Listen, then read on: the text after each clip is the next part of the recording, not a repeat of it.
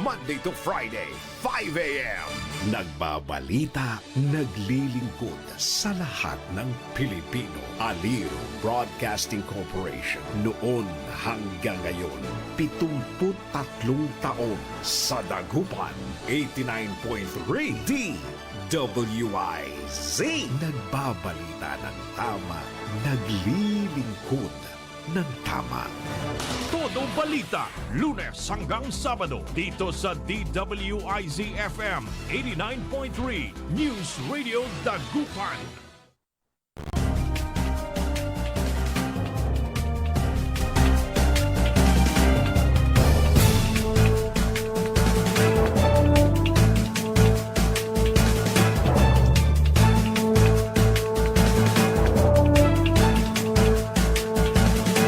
Good morning mga kaibigan. Naimbag na bigat kanyayo amin na po.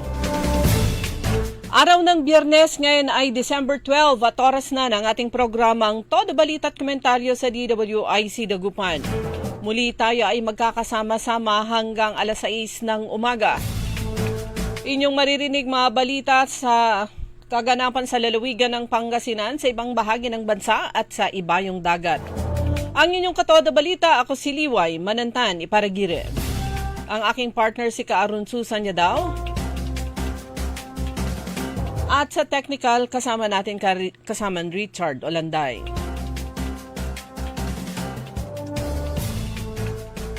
Sa ulo ng mga balita sa Balitang Nasyonal.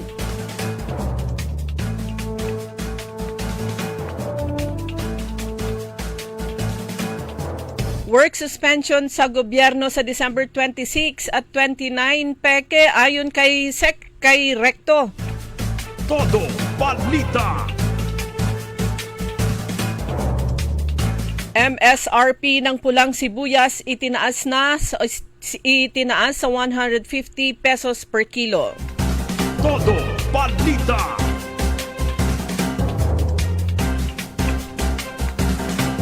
Speaker D at Congressman Sandro naghain ng anti-political dynasty bill.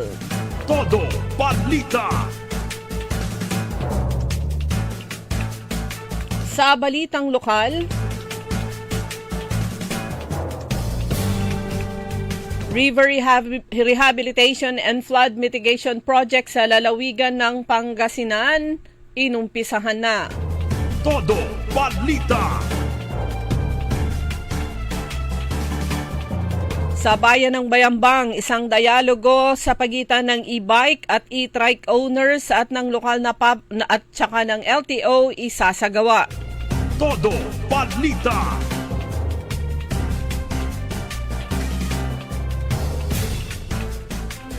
Sa balitang pampalakasan, Pilipinas hindi na bakante sa gold sa ginaganap na SEA Games. Todo Balita. Isang Dagupenya na sungkit ang unang medalya sa athletics sa nasabing SEA Games. Todo Balita.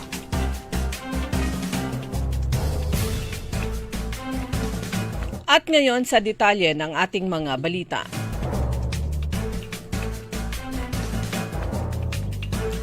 Fake news ang Memorandum Circular No. 47 na nagsasabing walang pasok sa mga tanggapan ng gobyerno sa buong bansa sa December 26 at 29.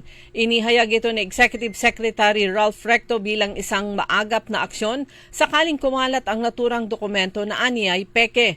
Nakasaad sa peking memo na ang dahilan ng sinasabing deklarasyon sa suspension sa pasok ng mga kawani ng pamahalaan ay para mabigyan ng pagkakataon ng bawat pamilya ngayong holiday season at maitaguyod ang work-life balance. Subalit ayon sa Executive Secretary, hindi totoo ang nasabing dokumento at walang inilalabas ang palasyo na ganitong Memorandum Circular.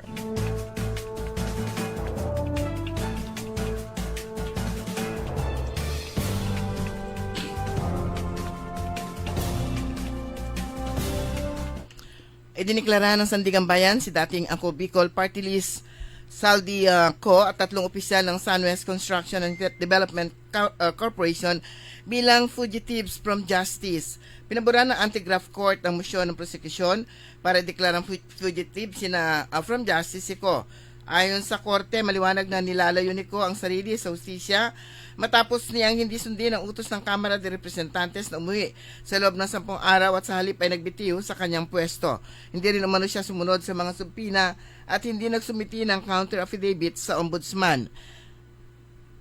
Dahil dito, inuutos ng Sandigan Bayan ng pagkansela ng passport ni Ko upang malimitahan ang kilos ito at magindaan ang pagbabalik niya sa bansa upang harapin ang kaso. Kasabay nito, inuutos din ng korte ang pagkansela sa mga passport ni Aderma Alcazar, Board of Directors, President at Chairman, Cesar Benaventura, ang Treasurer at Noel Cao, Board Member ng SunWest Incorporated dahil sa umunoy pagtakas sa legal process. Itinaas ng Department of Agriculture sa 150 per kilo o 150 pesos kada kilo ang maximum suggested retail price ng pulang sibuyas. Ayon kay Agriculture Secretary Francisco Tio Laurel, mula sa 120 pesos kada kilo, magiging 150 pesos kada kilo ang MSRP o maximum suggested retail price ng red onion simula sa December 11 dahil sa anya ay tumataas na export prices mula sa major supplier tulad ng China, Holland at paglakas ng dolyar kontra piso. Nananatili naman sa 120 pesos ang kada kilo ng yellow onions. Sinabi pa ni Laurel na nakadagdag pa sa pagtaas ng import costs ang mahinang currency. Hinikayat pa ni Laurel ang market players na sumunod sa SRP lalo't tataas ang demand ngayong holiday season. Ipinunto ni Laurel na hindi kailangan na umasa ang bansa sa ibang bansa lalo't dinodumina ng China ang import supply ng Pilipinas. Isiniwalat ni Interior and Local Government Secretary John Vic Rimulya na alam niya kung saan nagtatago si Senator Ronald Bato de la Rosa at hinihintay lamang lumabas ang arrest warrant mula sa International Criminal Court para maaresto ang senador. Aniya, palipat-lipat ng pinagtataguan si de la Rosa sa tulong ng mga kaibigan niya sa nakalipas na 3 linggo na ispatan nito sa 6 na lokasyon. Tumanggi naman ang kalihim na banggitin ng lokasyon ng senador dahil confidential umano ito. Ayaw rin niyang ituring na pugante si De La Rosa dahil sa wala pang inilalabas na arrest warrant ang ICC. Bukod dito, sakaling maresto na ang senador, hindi agad ito may bibiyahid sa The Hague, Netherlands dahil sa regulasyon sa extradition. Inireklamo na ng Department of Social Welfare and Development o kaya DSWD sa Office of the Ombudsman ang ilang barangay officials sa Iloilo City na sangkot umano sa anomalya sa pagkakaltas ng cash aid sa ilalim ng Assistance to Individuals in Crisis Situation o AICS ng DSWD. Mismong si DSWD Secretary Rex Gatchalian ang nagtungo sa Ombudsman para magsampa ng administrative complaints, kabilang ang grave misconduct, paglabag sa Anti-Graft and Corrupt Practices Act at sa Ethical Standards for Public Officials and Employees laban sa 14 na barangay officials mula sa Haro at Arevalo sa Iloilo City. Ayon kay Gatchalian, 14 na benepisyaryo ang nagreklamong nabawasan ang kanilang ayuda sa mga payout na isinagawa ng DSWD AICS noong November 7, 11 at 12. Sinasabing pare-parehas ang kwento ng mga nagreklamo na matapos matanggap ang 10,000 pesos na AICS cash aid ay pinilit silang ibigay ang 8,000 pesos sa ilang opisyal kaya 2,000 na lamang ang natira sa kanila. Mahigit 70,000 pulis ang ikakalat ng Philippine National Police kasabay ng pagsisimula ng tradisyonal na simbang gabi o Misa de Gallo sa December 16.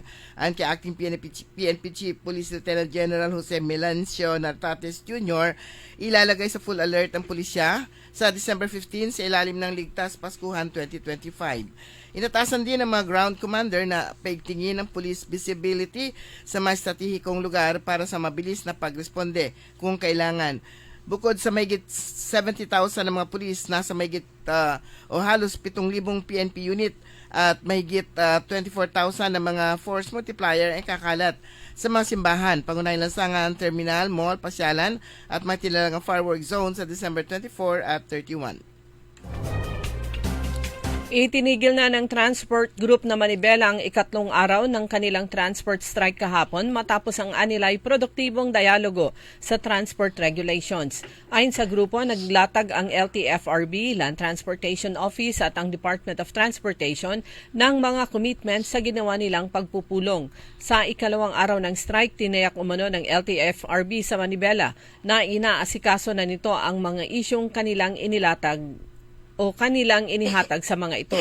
Tinutukoy pa ng grupo na nangako ang mga opisyal na i-release ang kanilang mga nakapending na jeepneys, license plates at driver's licenses ng mga apektadong operators. Gayon din ang pag-issue ng memorandum circular na nagpapalawig sa provisional authority ng mga operators at pagpapahintulot sa patuloy na vehicle registration sa LTO. Tiniyak din anya ng mga transport officials na mag-iimbestiga at pananagutin ang mga LTO at LTFRB personnel na sangkot sa payola. Dumako naman tayo sa ating balita sa Ibayang Dagat. Patuloy ang paglala ng sagupaan sa hangganan ng Thailand at Cambodia at wala umanong senyales na matitigil ito sa mga susunod na araw. Sa ulat, may 400,000 katao ang nilikas sa Thailand at nagpas sa 127,000 naman sa Cambodia dahil sa patuloy na pag-atake. Nabasag ang ceasefire sa pagitan ng dalawang bansa matapos masugatan ng dalawang Thai soldier noong linggo. Sinabi ni US President Donald Trump, nakakausapin niya ang mga leader para muling itigil ang labanan. Ayon sa Thai militar, mahigit 100 na ang nasawi sa kanilang panig habang nagpapalitan sila ng Cambodia ng airstrike at rocket attack. Sa ulat, higit 3,000 rocket ang pinakawalan ng Cambodia sa isang araw. Nagpatupad naman ng curfew ang Thailand para maiwasang may madamay na residente. Dumako naman tayo sa mga balitang lokal. Balita mula sa Kapitolyo, inumpisa na ng pamahalang panlalawigan ng Pangasinan ang River Rehabilitation and Flood Mitigation Project bilang solusyon sa lumalalang problema ng pagbaha sa lalawigan tuwing may mga bagyo at malalakas na pag-ulan. Matatandaan na noong August 22, 2025, inilunsad ng Pangasinan sa ilalim ng pamumuno ni Governor Ramon Gigo III, katuwang ang Department of Environment and Natural Resources, ang Mines Geosciences Bureau, Congressional Districts at mga lokal na pamahalaan ang naturang proyekto. Sa pamamagitan ng River Rehabilitation and Flood Mitigation Project, isasagawa ang desiltation o pagpapalalim at paglilinis ng mga pangunahing ilog sa lalawigan. Agad sinimulan ang proyekto sa mga bunganga ng mga coastal rivers gamit ang malalaking barko upang alisin ang mga naipong putik, burak, buhangin at iba pang sediment sa mga ilog na siyang dahilan ng pag-apaw ng mga pangunahing ilog sa lalawigan. Batay sa DENR Administrative Order No. 2020-07, ang desiltation ay isasagawa ng pamahalaang panlalawigan ng walang gastos dahil ito ay sasagutin ng mga pribadong katuwang na partner. Dagdag pa rito ang inaprubahang Provincial Ordinance No. 349-2025 ng Sangguniang Panlalawigan na nagtakda ng regulasyon para sa river reforestation at iba pang proyekto upang mapangalagaan ang mga ilog. Tiniyak ni Governor Gico na isasagawa ang River Rehabilitation and Flood Mitigation Project alinsunod sa lahat ng mga umiiral na batas pangkalikasan, kasama sa programang ito ang rehabilitasyon ng ilog at daluyan ng Agno River, Sinukalan River, Kayanga River, Pantal River at ng Limahong Channel. Samantala kahapon, December 11, nagtungo ang local civil registry sa Barangay Bunlag, Second Covered Court upang magsagawa ng Information and Education Campaign o IEC na may pamagat na civil registration, kaalaman, karapatan, kinabukasan, legal na pagkakakilanlan para sa lahat, proteksyon panghanap upang habang buhay, hinggil sa tamang pagrerehistro at mga updates sa PSA Memorandum Circulars. Dumalo rito ang mga magulang at mga opisyal ng barangay upang mas mapalawak ang kanilang kaalaman sa civil registration at may iwasan ng anumang pagkakamali sa mga civil registry record. Nagsilbing tagapagsalita si MCR Ismael Malikdem Jr. na sumagot rin sa iba't ibang katanungan at concern ng mga magulang. Nagbigay din ng mensahe at suporta si Punong Barangay Eligio Kalimlim Jr. para sa naturang aktibidad. Kabilang sa mga serbisyong hinatid ang mga sumusunod: late registration of birth, death at marriage, correction of clerical error, change of first name, correction of entry in sex, day and month of birth, acknowledgement, admission of paternity, and affidavit to use the surname of the father, legitimization, supplemental report, at free mass wedding application. Sa bayan ng Bayambang, inaanyayahan ng lokal na pamahalaan katuwang ang Land Transportation Office ang lahat ng mga may-ari ng e-bikes at mga e-trikes na dumalo sa isang mahalagang dialogo o kaya orientation hinggil sa mga panuntunan at regulasyon sa paggamit ng nasabing mga sasakyan. Ang nasabing dialogo ay gaganapin sa December 17, araw ng Miyerkules alas 2 ng hapon sa Sangguniang Bayan Session Hall sa Legislative Building ng munisipyo. Mahalaga ang presensya ng mga nagmamay-ari ng mga e-bike at saka mga e-trike para mabigyan linaw sila sa mga alituntunin at masiguro ang ligtas, maayos at responsableng paggamit ng e-bike at saka e-trike sa nasabing bayan. Sa siyudad ng Alaminos, pinangunahan ni First District Congressman Arthur Celeste katuwang ang lokal na pamahalang lungsod na Alaminos at barangay official sa pangunguna ni Punong Barangay Alberto Quintinita ang opisyal na pagpapasinaya at pagpapabasbas sa bagong multipurpose hall ng Barangay San Vicente kahapon. Ang makabagong pasilidad nito ay isa sa mga priority infrastructure at socio-economic projects ni Congressman Art para sa kanyang mga minamahal na kababayan at magsilbing sentro ng mga pagtitipon, programa at serbisyong pangkomunidad tungo sa mga organisadong pamamahala at mas matatag na barangay. Nauna na itong binasbasan ni Reverend Father Roberto Bab Kasaklang bilang panimula ng maayos, ligtas at pinagpalang paggamit dito. Sa kanyang mensahe, binigyan diin ni Congressman Art ang kalagahan ng pagkakaroon ng maayos na pasilidad para sa pagpapalakas ng lokal na pamayanan kung saan mapag-iigting ang ugnayan, serbisyong publiko at partisipasyon ng mamamayan. Aniya, ang multipurpose hall ay magsisibing tahanan ng mga aktibidad na magpapatibay sa pagkakaisa at pagunlad ng barangay. Bumisita sa Pangasinan Polytechnic College sa mga opisyal ng TESDA sa pangunguna ni Deputy Director General Felizardo Colombo at Acting Executive Director Emily Tesoro para sa mas malawak na implementasyon ng mga Technical Vocational Education and Trainings o TVET sa pamamagitan ng Pangasinan Polytechnic College Center for Lifelong Learning. Patuloy na maghahatid ang pamahalaang palalawigan ng mas maraming oportunidad sa trabaho at kasanayan para sa mga Pangasinense. Samantala, iginawad na sa dagdag na 83 kwalipikadong octogenarians at nonagenarians sa Mangaldan ang kanilang tig 10,000 cash gift mula sa sinagawang payout ng National Commission of Senior Citizens Regional Field Office sa kahapon, December 11 sa 3rd floor ng Mangaldan Municipal Hall. Alinsunod ang pamamahagi sa Republic Act No. 11982 o Expanded Centenarians Act na nagbibigay ng 10,000 cash benefit sa mga Pilipinong senior citizen na napapabilang sa milestone age na 80, 85, 90 at 95 bilang pagkilala ng pamahalaan sa kanilang mahalagang ambag sa lipunan at bilang pagpapakita ng malasakit sa kanilang kapakanan. Sa kabuuan, abot sa 830,000 ang pinamahagi para sa mga nakatatanda na nagdiwang ng kanilang karawan mula January hanggang September 2025. Samantala, pinahayag naman ng alkalde ang kanyang kagalakan sa matagumpay na implementasyon ng programa ng malaking tulong para sa dagdag gastusin ng mga benepisyaryo, lalo na sa kanilang mga pangangailangan.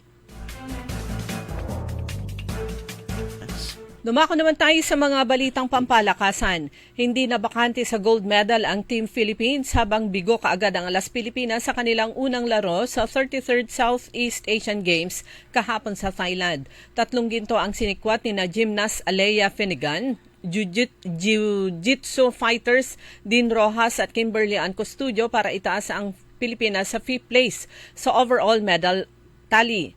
Kumulekta ang 2024 Paris Olympian na si Finnegan ng 13.43 points para pagreynahan ang vault event ng Women's Artistic Gymnastics Competition.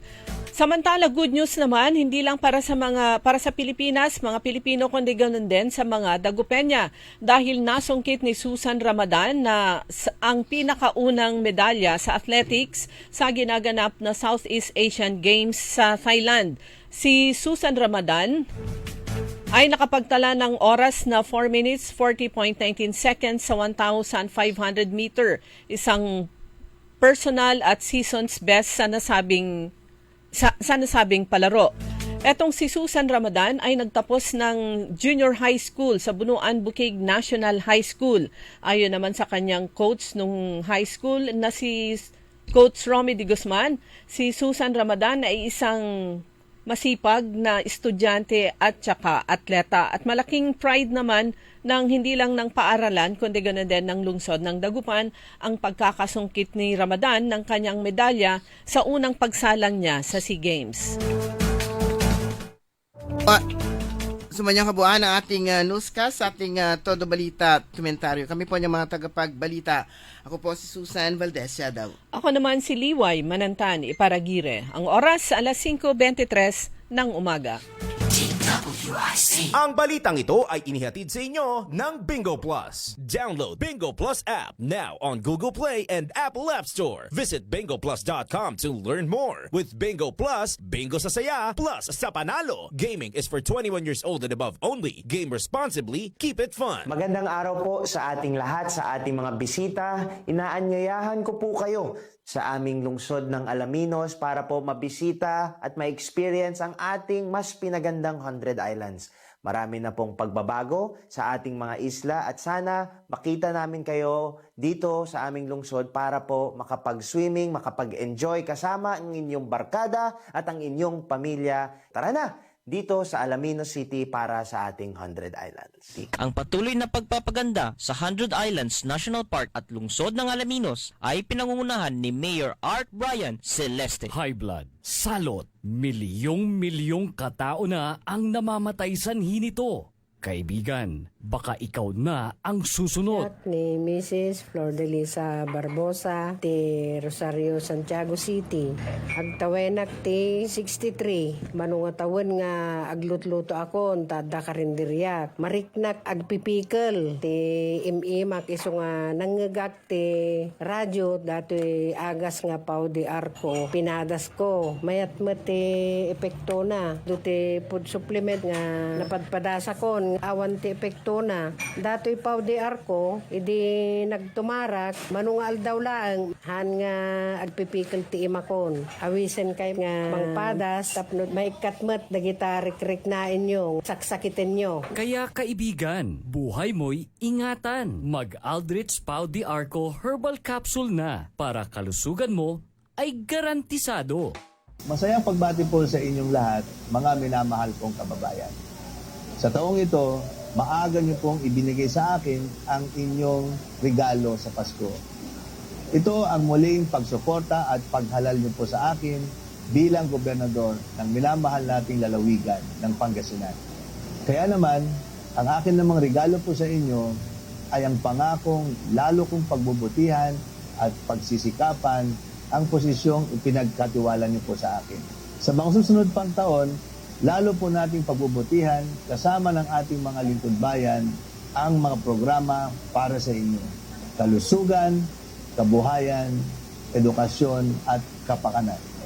Naway, ipagdiwang nating lahat ang Pasko na may saya kasama ng ating pamilya at salubungin natin ang bagong taon na may pusong Pangasinense. Ipagpatuloy natin ang galing ng Pangasinan. Maligayang Pasko at manigong bagong taon.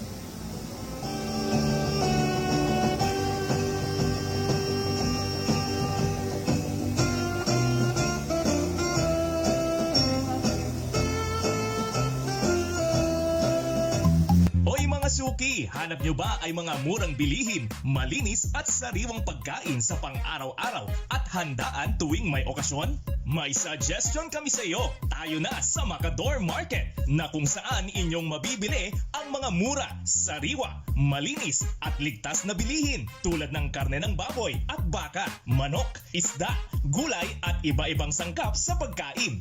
Matatagpuan din sa Macador Market ang dry goods, groceries, eateries at fruit section. Kaya ano bang hinihintay nyo? Gawing bongga ang handa mo everyday with Macador Market. Macador Market is open from 4 a.m. to 8 p.m. Visit us at Macador Market, Galvan Street at Zamora Street sa downtown Dagupan City. DWIZ Liway Manantan At Susan Yadaw. sa Todo Balita. Oras na po natin mga kaibigan, alas 5:27 ng umaga sa pangalawang bahagi ng Todo Balita. Kasama niyo pa rin Liway Manantani Paragiren. At Susan Valdez siya daw, 13 days to go before Christmas. Palapit ng palapit Oo, ang 13 na. Pasko at saka ang bagong taon. Para madali nang bilangin kasi 12 ngayon. So 13 days na lang. So bukas, 11 days na lang. Parang ganun. Atras na lang paatras. Ito yung ulitin lang po natin yung balita natin kanina na kinurek ni Executive Secretary Ralph Recto na hindi totoo yung may lumabas na peking anunsyo. December 26 may pasok, December 29 may pasok. Pero may lumabas na peking memo na wala daw pasok. So parang long weekend. So ulitin lang po natin, ang sabi po ng Malacanang, may pasok ang December 26, yan po araw ng Biyernes. Dahil nga, ipit yung Biyernes 25 walang pasok, tapos yung 27 Sabado na. Pero ang sabi ng Malacanang, may pasok ang 26, may pasok ang 29. Akala ko 27. Ay, ganun. 26 kasi Friday. Oo nga. 29 Lunes. Ay, kalungkot naman nila. Oo. Parang, pero yan yung mga madiskarte sa buhay. Inipon nila yung yung syempre, mga leave nila, tapos one time, big time na gagamitin lalo nila. Lalo na yung mga uuwi naman sa probinsya. Parang talagang gagamitin na nila yan. Sayang nga naman hanggang ang pagpasok nila. Siyempre, pag umuwi sila ng ng probinsya, maiging, lalo na pag ganyan, magkalapit yung mga holiday, diretso na nila. Saka yung vacation leave kasi hindi mo naman siya pwede i-convert ng cash. Okay. Yung sick leave, yun sayang. So, yan yung magandang pagkakataon na makapagbakasyon sila ng mahaba. Pero congratulations naman sa mga nanalo kahapon sa 2 events ng Puto Festival ng Bayan ng Calasiao. Ito yung sa Puto Construction and Design Contest. Ang nanalo dyan ay ang The Monarch Hotel. At ang kanilang design o yung setup nila ay Dragon Dance. Ang nanalo naman sa Best Ways to Serve Puto, competition din po yan, ay ang Barangay Ambunao.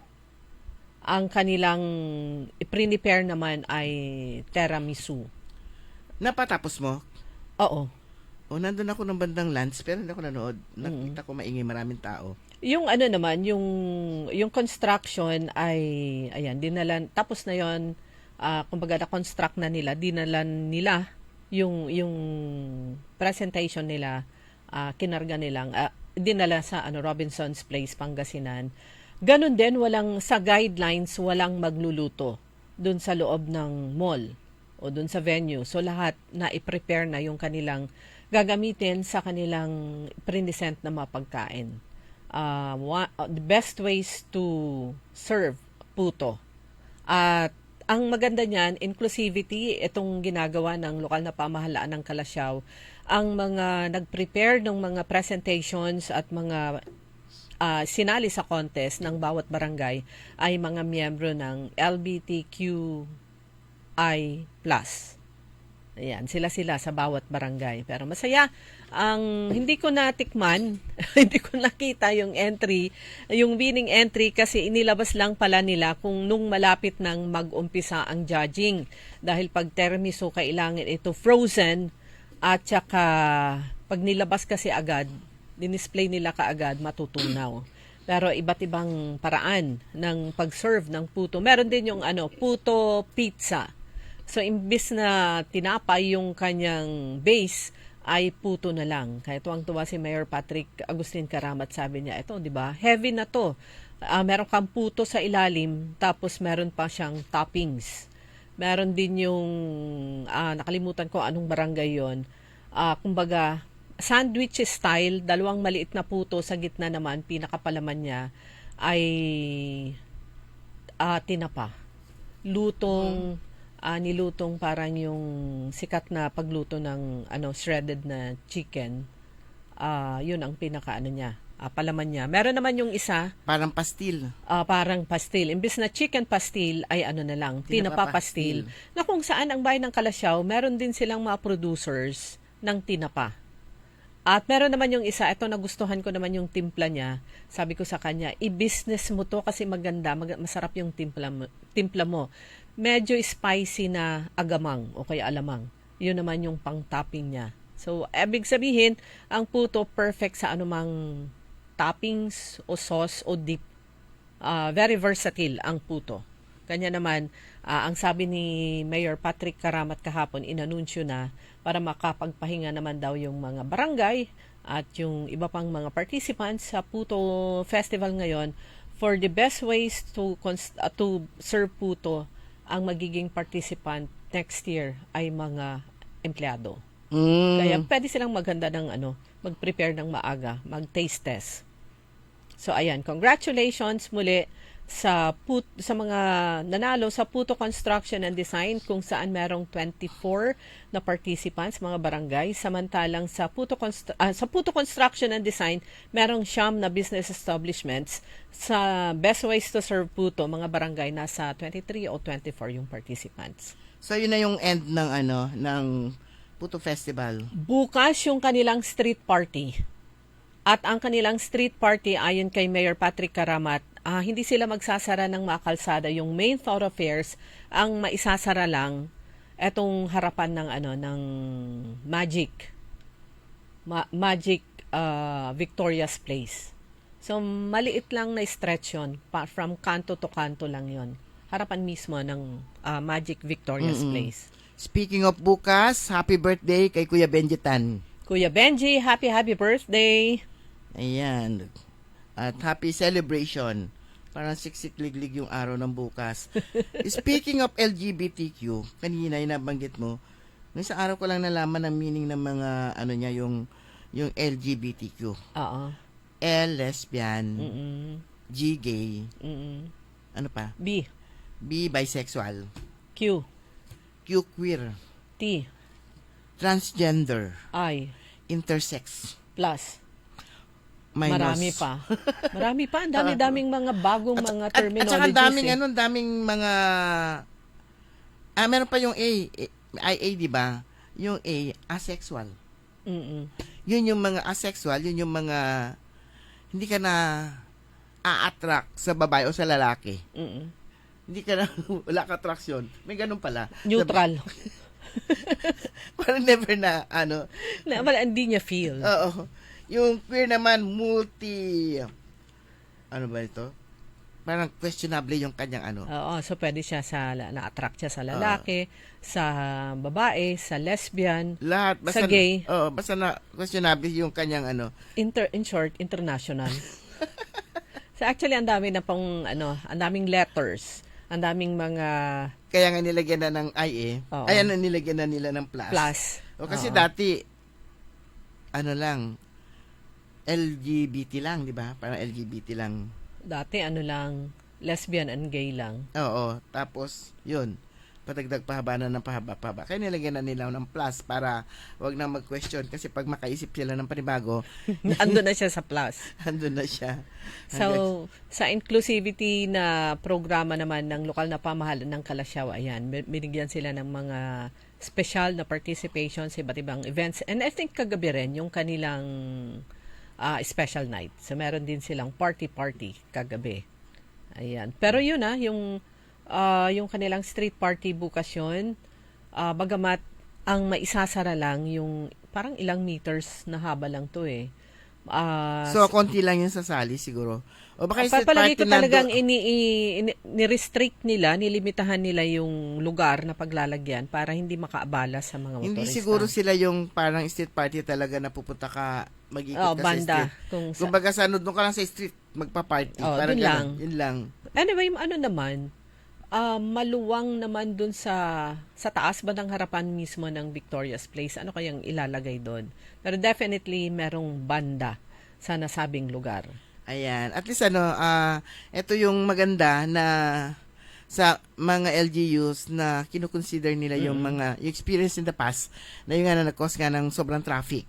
So ayaw na nilang maulit yon na makaabala sa iba pang mga residente na dumadaan kasi daming grabe yata yung traffic na cost noon at talagang sinisi nila yung kalasyaw. So ito naman yung kanilang tugon para hindi ito makabala na sa susunod o sa mga residente na dadaan. Parang maaga kasi yata nagsara noon dahil naman sa ceremonial lighting ng kanilang mga Christmas lights at launching pagbubukas naman ng Puto Festival. Anong sila ay nag-motorcade several days after, wala na, motorcade lang naman, so ikot-ikot, walang isinara na mga kakalsadahan. Sa lungsod ng San Carlos, meron akong nakitang post kahapon ba yon ni Mayor Ayoy Resuello na sa December 14, araw ng linggo, sa San Carlos City FPJ Esplanade, i-unveil naman nila yung FPJ statue. Ang nasabing San Carlos City FPJ Esplanade ay nasa Barangay Bukbok at magkakaroon ng banda Itchy-Worms. Ito yung mga if not contemporary kasabayan, kasunod nina Eraserheads, nina yung banda nina Rico Blanco at iba pa. So after several years, balik sila at in demand sila sa mga events sa mga bayan at mga lungsod. So kumbaga, nagkaroon sila ng bagong buhay at sikat pa rin sila.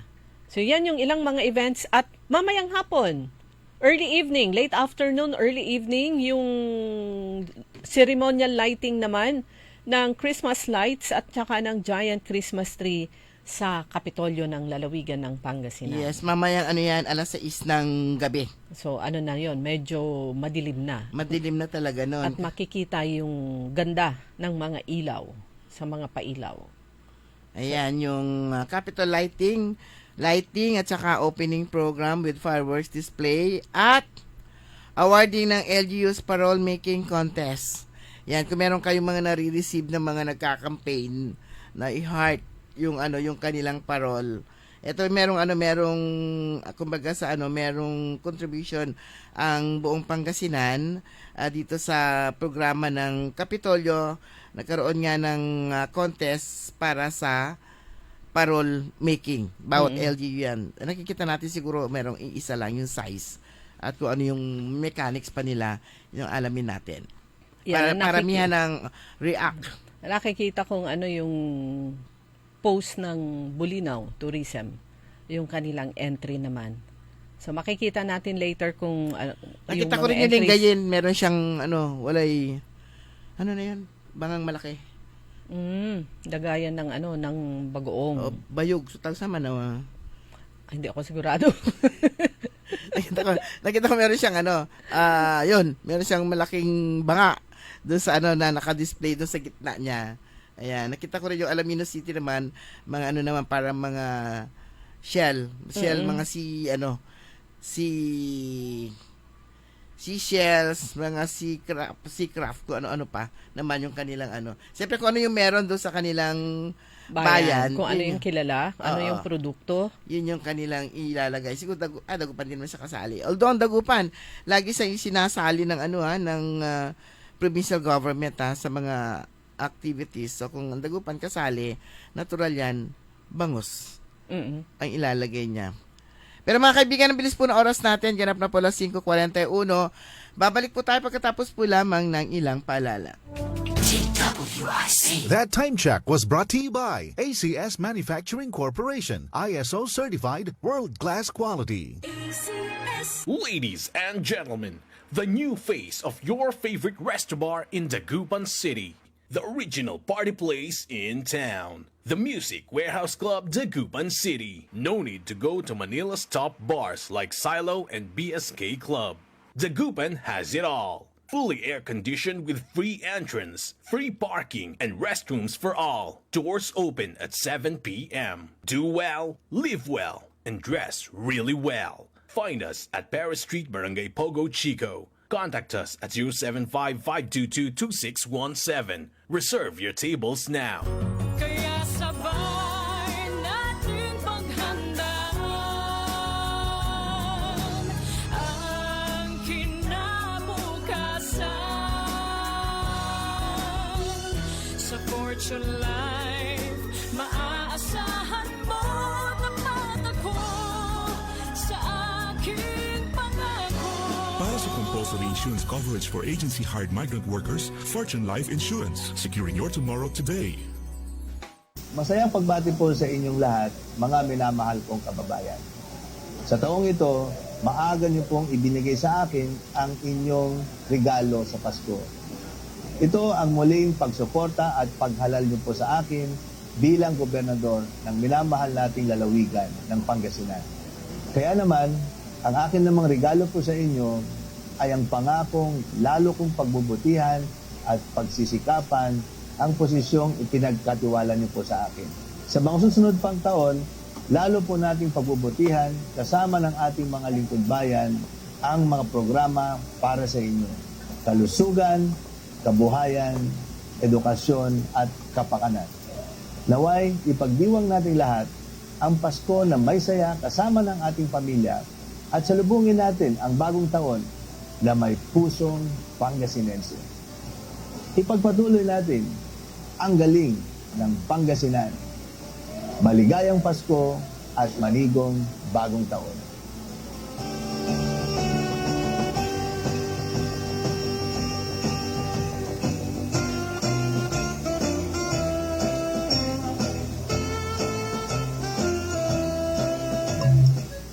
Uy Suki! Manaanap kayo na mamuran sa saliwan? Malinis tan sariwan panangan para at agaw-agaw yapon siya no walay okasyon? Walay suggestion meet si kayo! Galila at Macador Market. Yatiman, makasaliw na mamura. Sariwa, tan malinis, yasasaliwan niya karne na baboy tan baka.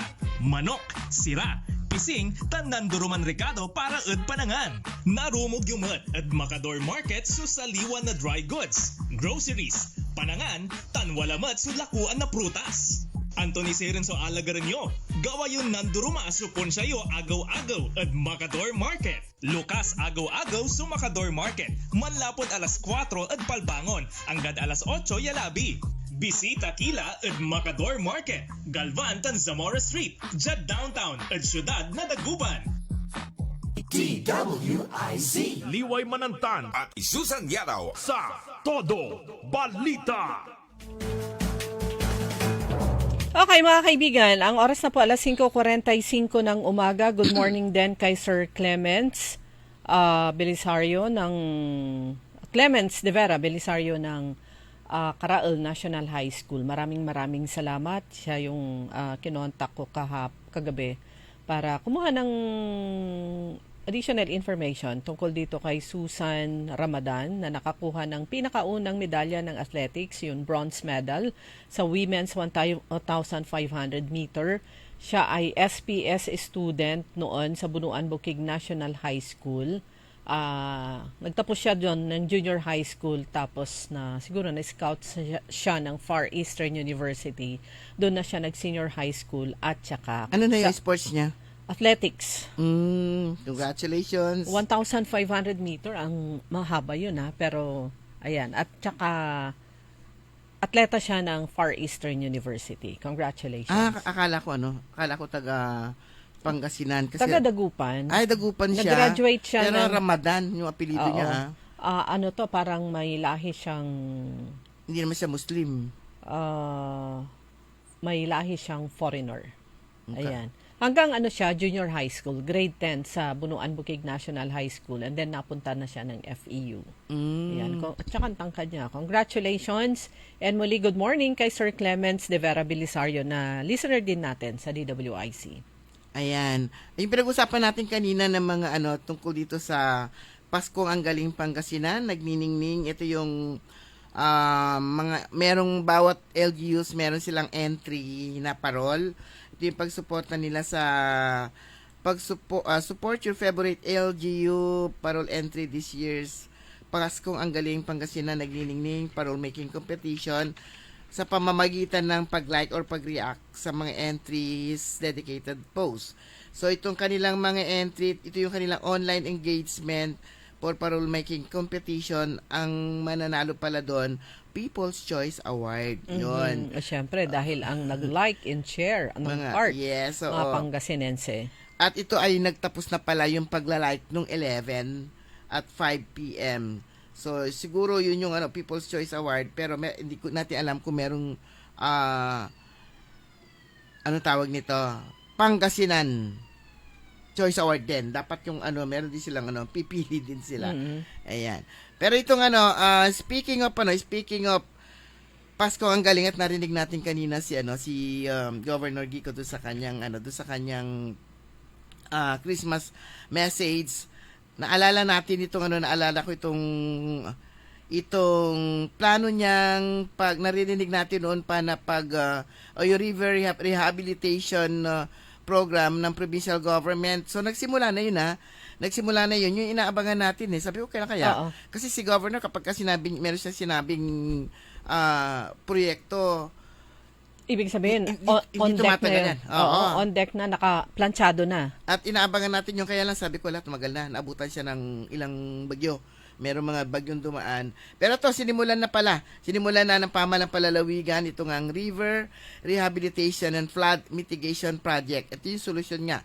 Dito nga sa problema ng pagbaha sa lalawigan, tuwing may mga bagyo at malalakas na pag-uulan, yung before ito sinimulan, nakipag-ugnayan muna ang LGU Pangasinan sa mga LGUs sa baba, yan, sa mga mayors para pag-usapan. Siyempre nga, malaga namang nasa teritoryo na sila, magtataka sila kung anong ginagawa ng mga yung paghuhukay. Kailangan muna nakipag-ugnayan muna sila sa mga LGUs para sa isasagawang pag-rehabilitate ng mga ilog. Ito yung pagtanggal sa mga yung silted na sila para maiwasan po yung pagbaha. Na yun yung nakikita nilang solusyon sa napakabilis na pagbaha sa lahat ng mga lugar. Sa lahat na ng lugar. So, kailangan talaga maging mabilis yung flow ng tubig palabas sa dagat o kaya sa Lingayen Gulf. Actually, ang plano ni Governor, siyempre kasama ng Dagupan City yan. Hindi natin alam kung nakipag-ugnayan na rin siya kay Mayor Belen. Pero itong ang proyektong ito, sabi niya, hindi lang dapat dito sa probinsya, dapat tuloy-tuloy. Oo. Kasi magkakadugtong yan Alam nga naman doon sa kanila, malalim. Tapos doon sa iba, hindi rin. So, kung hindi, madadivert lang yung tubig baha. Pupunta siya ang tubig nga, hinahanap niya kung saan siya dadaan. Or yung silt kasi, pupunta rin doon sa Sabagay, non-stop din yung siltation na nangyayari. Kaya tuloy-tuloy din yung kailangan na pag-dredge sa kailugan po ng Pangasinan. So, ito, nakikita natin, isasagawa na yung desiltation o pagpapalalim, paglilinis ng mga pangunahing ilog sa lalawigan at agad sinimula ng proyekto sa mga bunganga ng coastal rivers, gamit nga yung malalaking barko upang alisin yung mga naipong putik, burak, buhangin at iba pang sediment sa mga ilog na siyang dahilan ng pag-apaw ng mga pangunahing ilog sa lalawigan. Meron yung nagsasabi, susukatin nila yung ilog, makikita mo na kung gaano na lang siya kababaw. Kababaw dahil makapal na yung silt, kaya siltation sa ilalim. So batay sa DNR Administrative Order number 20-2007, ang desiltation ay isasagawa ng pamahalang palalawigan ng walang gastos dahil ito ay sasagutin ng mga pribadong katuwang na partner. So dagdag pa rito ang inaprobahang Provincial Ordinance C49-2025 ng Sagunang Palalawigan na nagtakda ng regulasyon para sa river reforestation at iba pang proyekto para mapangalagaan nga yung mga ilog. Ayan, ito yung ordinance na ipinasa noong March 17, 2025, ang Provincial Ordinance C49-2025, Ordinance regulating the dredging activities or river restoration projects within the territorial jurisdiction of the province of Pangasinan and imposing various taxes and fees, therefore sponsored by SP members BC Ventanilla and Salvador Perez Jr. Yun. Ayan, the old sanggunian. Maalala nyo mga kaibigan, merong malaking event noong sometime last August, ang DENR, at ginanap yan sa convention center ng The Monarch Hotel sa Calasiao. Kung saan imbitado din doon si Governor Ramon Gico III. And right after nagbigay siya ng mensahe, message noon, that time si Governor Gico, And then pagkatapos no, nagkaroon ng press conference kung saan inanunsyo noon ni Governor Ramon Gico III itong comprehensive flood mitigation plan ng probinsya ng Pangasinan. Ang sabi noon ni Governor Gico, we have to make a bold move kung ano ba talaga yung long-term solutions on how to solve this flooding problem. Kailangan province-wide ito at kung hindi man, region-wide kasi ang nakikita namin, pinaka-reason, itong heavily silted na mga ilog.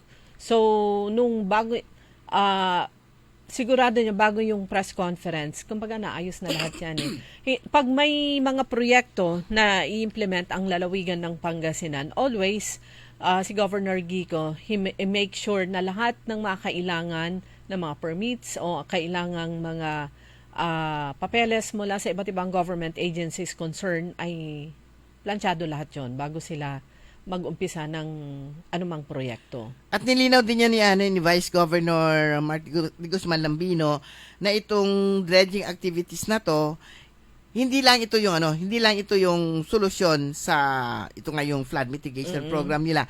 Isa lang po ito sa mga sa proyekto para masolusyonan ang pagbaha dito po sa lalawigan ng Pangasinan. Pero ito yung ito na muna. Although kasi hindi nga sabi nga nila hindi kakayanin nito ng mga LGUs. Ang daming gustong daming gustong magpa-dreads pero hindi nila magawa kasi nga napakalaking gastos nito kasi pa yung pag-dreads kasi lalong-lalo na yung mga maliliit lang na meron tayong nakitang floating backhoe. Parang ganun. Floating backhoe na tawag para doon. lang yun sa mga maliliit na ilog na kayang puntahan ng kapiranggot lang yun. Yung maano nila matatanggal nilang mga silt. So ito na yung pinakahihintay ng ating mga kababayan o ng mga LGUs para nga kahit papano magkaroon ng maiwasan na po yung pagbaha sa lugar. Ito na yung sabi nga bold step ng provincial governor para nga sa susunod na mga araw sana bago magdumating itong tag-ulan, tama-tama dahil pagkatapos ito ang rainy season pa naman is, although hindi na natin matansya kung kailan na rainy season, pero may umuulan. Pero most likely yan? Bandang September na. Ang mga May, June actually. Binalik sa September eh. Hindi mo na alam kasi kung ano yung tag-ulan eh. Pero bigla na lang may anunsyo ang Pag-asa na may paparating na bagyo, may papasok na bagyo. Pero yan, year-round na eh. True. Pero itong panahon na to hindi pa ito masyado. Taglamig muna, tapos summer. Ito yung the best time talaga na masimulan nila. Sana paspasan, ganun eh. Paspasan, gusto ko makarating na sila kagad dyan sa Kalasyaw. Di ko alam kung madadaanan nila itong Pantal. Yung ilog na binanggit kanina. Yun yung Bukana. Yun yung mga Bukana muna. Bukana muna kasi syempre kailangan ilinisan mo muna yung lalabasan. Kasi kung di-dredge ka sa loob, pero yung Bukana ay mataas pa, paano siya mag-flow palabas? At paano nila malalaman na okay na yung bumibilis yung daloy ng tubig palabas papunta sa karagatan?